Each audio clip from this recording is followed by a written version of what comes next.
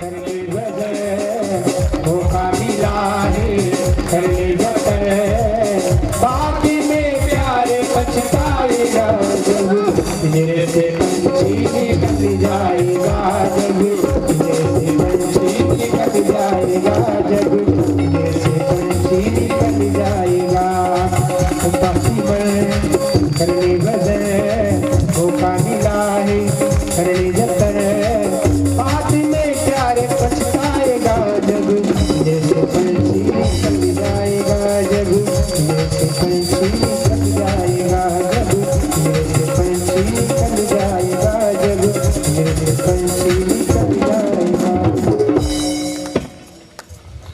बोले नर्मदा मैया की।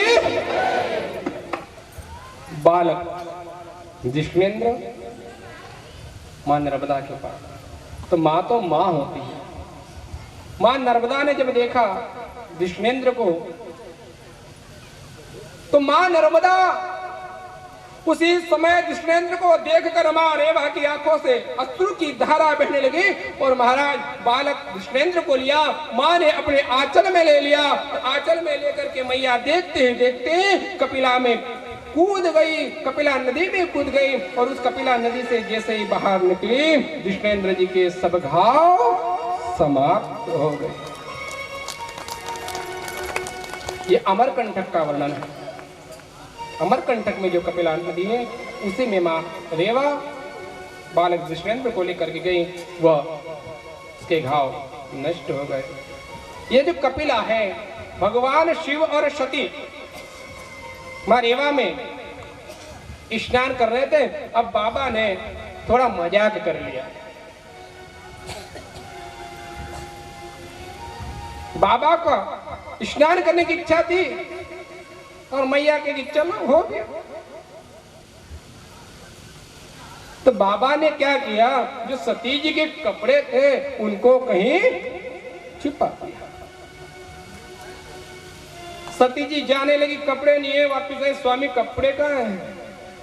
बोले ना लगा तुम्हारे कपड़े तुम जाओ, हमें क्या पता। सती जी समझ गई, सखी को बुलाया, ऐसा करो हमारे जो भींगे हुए कपड़े ना इन्हीं को सुखा के ले आओ। सखी ने उन कपड़ों को लिया, निचोड़ा हवा में। आपका जींस थोड़ी है, रास्ता देखना पड़ेगा।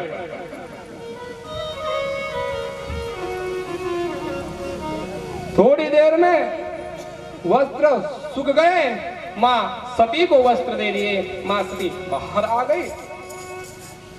तो जिस वस्त्र को निचोड़ा था वो जल कोई साधारण जल थोड़ी था, सती जी का सानिध्य था, रेवा जल था और अंगराग लगा हुआ था। ये साबुन से नहीं नहाना। जो नर्मदा जी में अगर ये सोच के गया है कि आज अमावस्या है, स्विमिंग पूल समझ गए हो, तुम्हारी मर्जी। मां समझ के गए हो, मां रेवा समझ करके गए हो, चाहे अगर गए हो और आपने साबुन लगाकर शैम्पू लगा करके स्नान किया है तो बेफिक्र रहो, जाते वही है। अपने घर की कहानी लिखा हुआ है। प्रमाण के साथ जो भी बात कही जाएगी, प्रमाण के साथ। नर्मदा जी में कभी भी शैम्पू साबुन लगाकर स्नान नहीं करना। कोई स्विमिंग पूल नहीं है।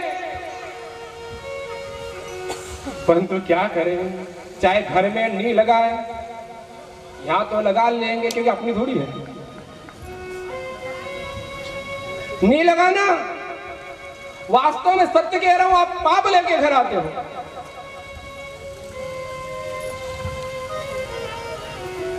और जो बीत गई सो बीत गई, बीती का पीछा कौन करे। और जो तीर का मान से निकल गया उस तीर का पीछा कौन करे। जो बीती सो से जाने दो, तो आज हाथ उठा के कहो।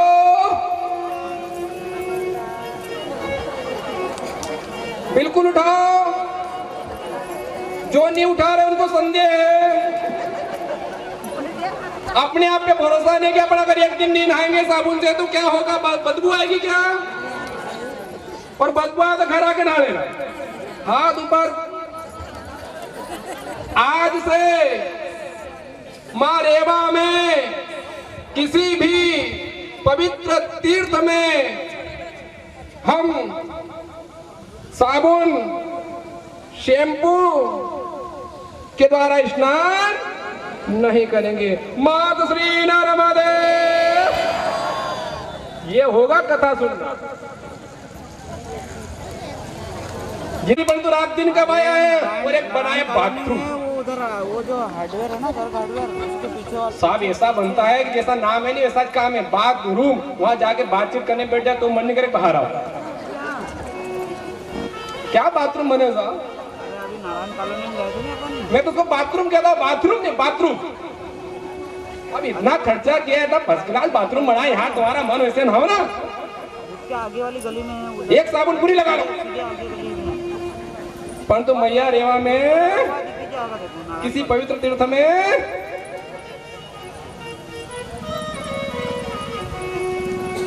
क्योंकि भगवती शिवा ने भी साबन क्या लगाया था?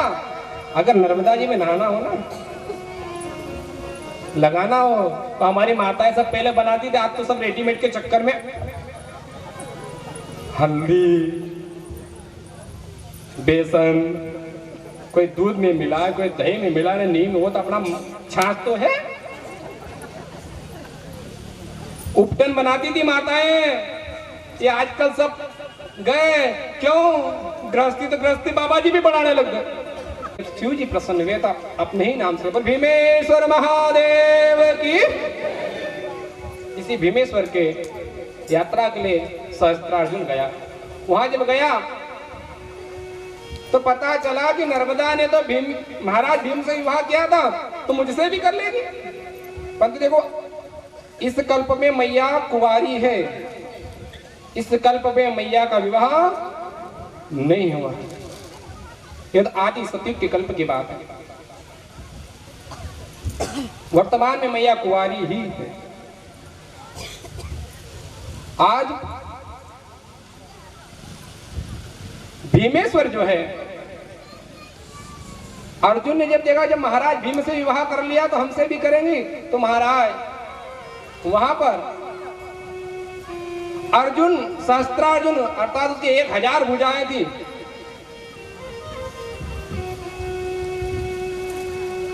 मां के प्रवाह को रोकना चाह रहा है। मां ने अर्जुन का मान मर्दन क्या, उनकी भुजाओं को भेदते हुए मां 1000 धाराओं में बह निकली। ऋषि मुनि सब घबराए कि अर्जुन तुम तो मरोगे, हमें भी ले मरोगे। अरे ये शिव कन्या है, तुम हट मत करो, अन्यथा छोड़ने वाली नहीं है। और अगर विवाह करना चाहते हो तो भगवान शिव की आराधना करो। अर्जुन भगवान शिव की आराधना करने लगे। महेश्वर और मंडला, ये दोनों की जो भौगोलिक स्थिति है वो एक समान है। अभी भी विद्वानों में मतभेद है कि ये महेश्वर ये वाला है कि वो मंडला, क्योंकि समय के साथ बहुत सारी भौगोलिक स्थितियां बदले जाते हैं। तो वहां पर भी सहस्त्रधारा है। आज शिव जी की आराधना करें, भगवान शिव प्रसन्न हुए, वरदान मांगो। सहस्त्रार्जुन ने कहा प्रभु भुजाएं भी आपने दी, मैं नर्मदा से विवाह करना चाहता हूं। भगवान से ने कहा राम राम राम। अर्जुन ये क्या कह रहे हो?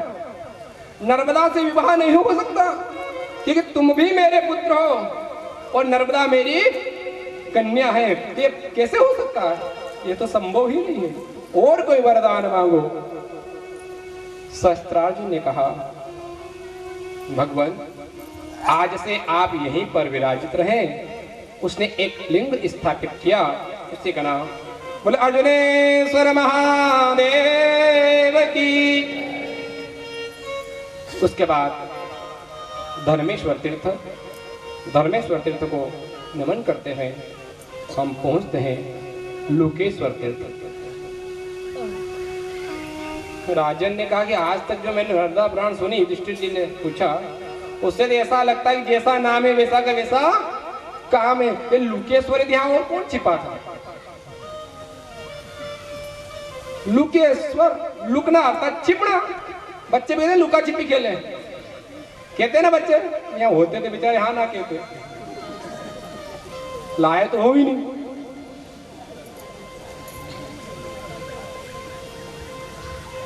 स्कूल गए, स्कूल गए। कल रविवार में कौन सी स्कूल खुली थी? आज नहीं, लेकिन कल कौन सी स्कूल खुली थी? आज भगवान, आजकल देखो बच्चे भी खेलना भूल गए। माता पिता भी चिंता खत्म, एक 5-10 हजार का मोबाइल ला दो, अपनी बात भी नहीं करे मम्मी का ना पापा का। अरे मैंने क्या आई रखो, इससे बढ़िया आईफोन ला दो। एक आई को रखो बच्चों के लिए, उससे तो अच्छा कि आई के आगे फोन कर दो। पूछे ही नहीं तुमको कि कहाँ है मम्मी ने, कहाँ है पापा, कब हुई दिन, कब हुई रात, कब लगे भूख न कब लगी प्यास, कुछ नहीं।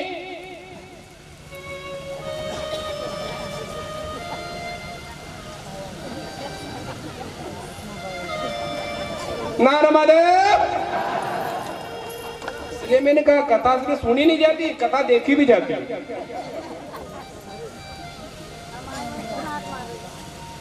आज लुकेश्वर तीर्थ का वर्णन किया। तस्यैवान्तरं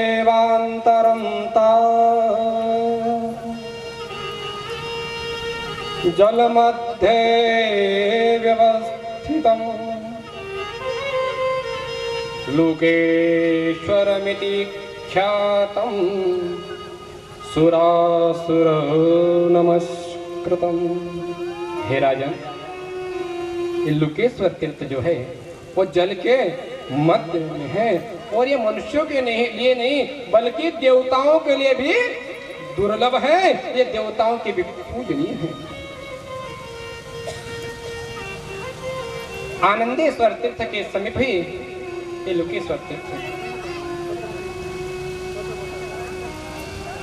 ये स्थान वर्तमान में जो रामपुरा नामक ग्राम है उसी के पास है।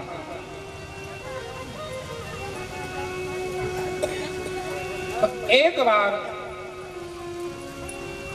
भगवान शिव और पार्वती कालप्रष्ट असुर तपस्या कर रहा था। माँ तो माँ होती है। पार्वती जी ने कहा कि प्रभु आपको भोलानाथ कहते हैं, परंतु मुझे ये समझ में नहीं आता कि आपको भोलानाथ कहते हैं, क्योंकि आप भोले नहीं हो। पति चाहे राम हो, पति चाहे भोलानाथ हो, जमाने को लगे, परंतु पत्नी को मैं नहीं बोलूंगा। जमाना कहे कि देवता है देवता, वो देवी कहे तुमको क्या पता, मेरे को पता क्या है।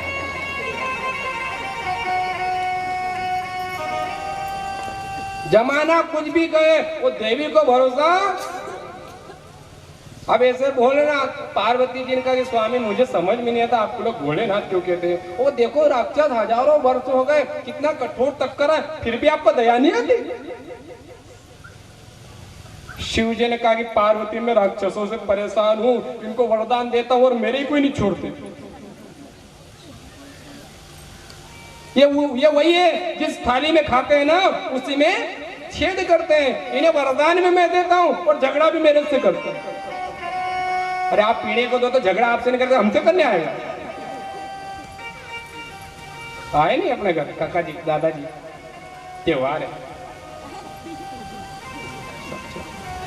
आपको यहाँ। काका जी दादाजी त्योहार है, थोड़ी सी 50 मत दो, पाव भर घी दे दो, बच्चे खाएंगे तो याद करेंगे।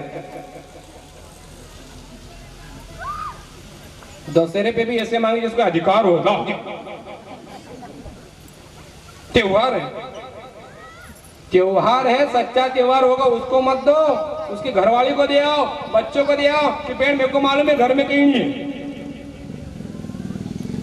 ये लो त्योहार करो, बच्चे खाएंगे तो आपको पुण्य लगेगा, और अगर आपने उसको दे दिया नहीं तो समझ लेना पाप लगेगा, पाप। कैसे लगेगा? आप दोगे, वो पिएगा, घर जाएगा, देवी के लाज शर्म है, बच्चे भूखे, त्योहार का दिन है, बच्चे सुबह से कह रहे कुछ त्योहार होगा, त्योहार होगा, कुछ मार बनेगा, भोजन बनेगा, तुम्हें के लाज शर्म है, पी के आ गए, अब वो कहे तो क्या रुंगड़ा मिलेगी? वही होगा नहीं।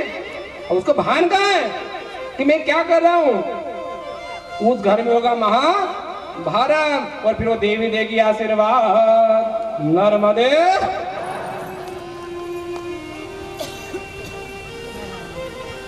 आज भगवान शिव ने कहा, देवी असुर जो है ये दया के योग्य नहीं है। अगर आज मैंने इसे वरदान दिया तो हमें भविष्य में कष्ट ही देगा। मां पार्वती मानी नहीं। भगवान शिव जी गए, वरदान मांगने के लिए कहा। तो उस राक्षस ने कहा, प्रभु मुझे वरदान दो, मैं जिसके मस्तिष्क पर अपना हाथ रखूं वो जलकर भस्म। भगवान शिव ने कहा, ऐसा वरदान मांगने वाला पेला जाया है।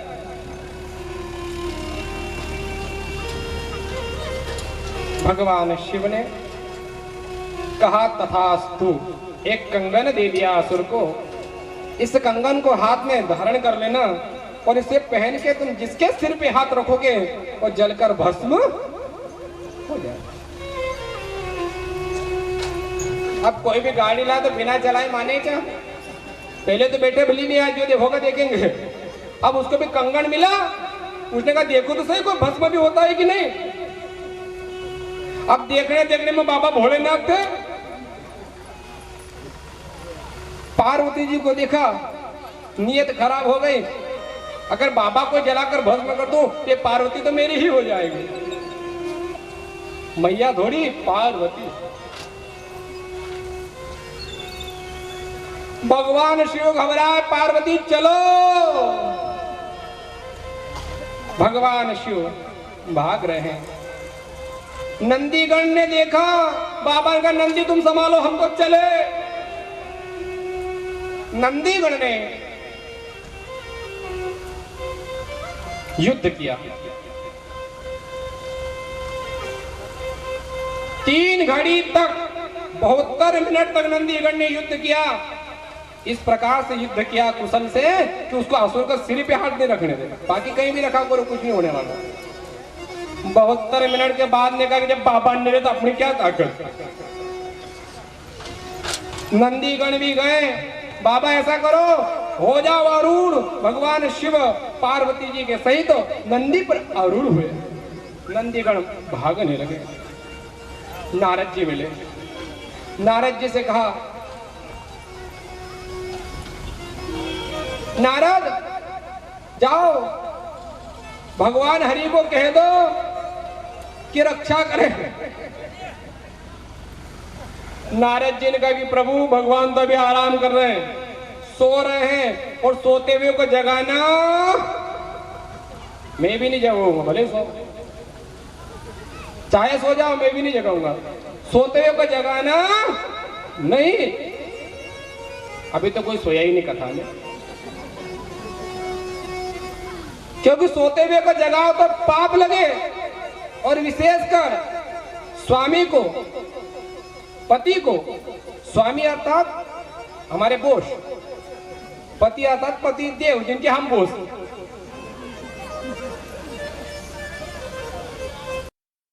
और गुरु को कौन जगा सकता है? गुरु को। चाहे जितना टाइम हो जाए मत जगाओ।